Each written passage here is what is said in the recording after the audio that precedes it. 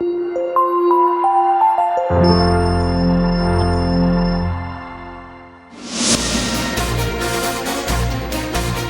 के आगे झुकी मोदी सरकार, तीनों कृषि कानूनों को वापस लेने का ऐलान। गुरु नानक जयंती की सुबह का सूरज निकला तो हर कोई भक्ति भाव में सराबोर नजर आया। प्रधानमंत्री नरेंद्र मोदी ने भी इस विशेष दिन को और खास बनाने में कोई कसर नहीं छोड़ी। उन्होंने साल भर से चली आ रही किसानों की नाराजगी को दूर करने की कोशिश की और अन्नदाताओं को हुई दिक्कतों पर क्षमा मांगते हुए तीनों कृषि कानूनों को वापस लेने का ऐलान कर दिया। किसान संगठनों ने इस फैसले का स्वागत तो किया, लेकिन किसान नेता राकेश टिकैत ने अलग ही राग अलापा। उन्होंने पहले तो संसद में कृषि कानूनों के वापस होने तक आंदोलन खत्म नहीं करने की बात कही। इसके बाद एमएसपी समेत किसानों की अन्य मांगों का मसला भी उठाया। अब सवाल यह उठता है कि प्रधानमंत्री नरेंद्र मोदी के ऐलान के बाद भी क्या किसान आंदोलन खत्म नहीं होगा? क्या यह पीएम मोदी का मास्टर स्ट्रोक साबित होगा, या फिर पीएम के ऐलान और किसानों के भरोसे के बीच अब सियासी दांवपेच चले जाएंगे? सुबह 8 बजे पीएमओ के ट्वीट ने भले ही किसी की नींद में खलल न डाला हो, लेकिन 9 बजे शुरू हुए प्रधानमंत्री नरेंद्र मोदी के राष्ट्र के नाम संबोधन ने हर किसी की नींद जरूर उड़ा दी। पीएम मोदी ने कृषि कानूनों को वापस लेने का ऐलान करते हुए राजनीतिक हलकों में खलबली मचा दी। एक बार की तो किसी को समझ ही नहीं आया कि किसान आंदोलन को लेकर हो रही रणनीति का अब क्या होगा। क्या पीएम के इस ऐलान ने एक बार में ही किसान आंदोलन को जड़ से उखाड़ दिया, या फिर यह कहे कि उत्तर प्रदेश के विधानसभा चुनाव को देखकर सरकार डर गई और इस वजह से ही सरकार को मजबूरी में यह कदम उठाना पड़ा। ये समय किसी को भी दोष देने का नहीं।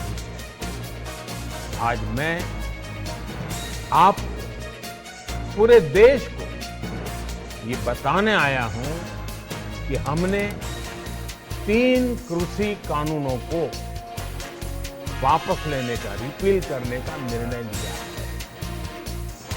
इस महीने के अंत में शुरू होने जा रहे संसद सत्र में, इसी महीने हम तीनों कृषि कानूनों को रिपील करने की संवैधानिक प्रक्रिया को पूरा करेंगे।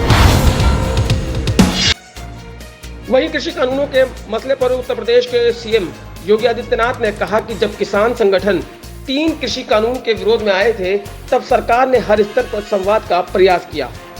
हो सकता है कि हमारे स्तर पर कहीं कमी रही हो कि हमने अपनी बात उन किसानों को समझाने में कहीं ना कहीं विफल रहे, जिसके कारण उनको आंदोलन का रास्ता अख्तियार करना पड़ा।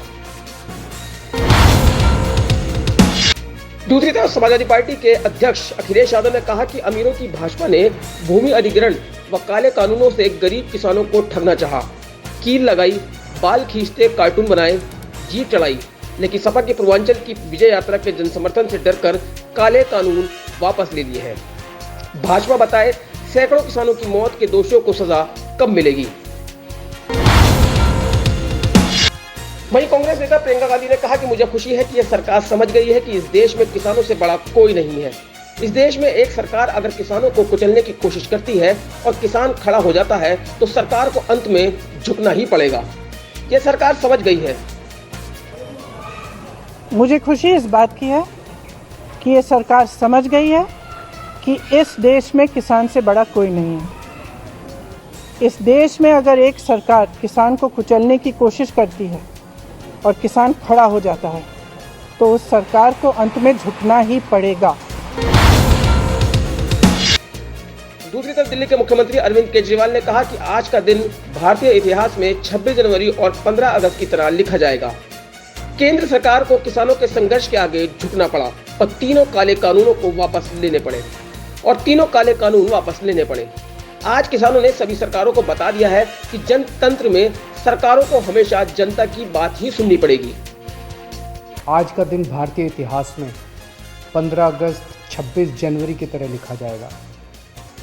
आज केंद्र सरकार को किसानों के संघर्ष के आगे झुकना पड़ा और तीनों काले कानून वापस लेने पड़े। आज सिर्फ किसानों की जीत नहीं हुई है, आज जनतंत्र की जीत हुई है।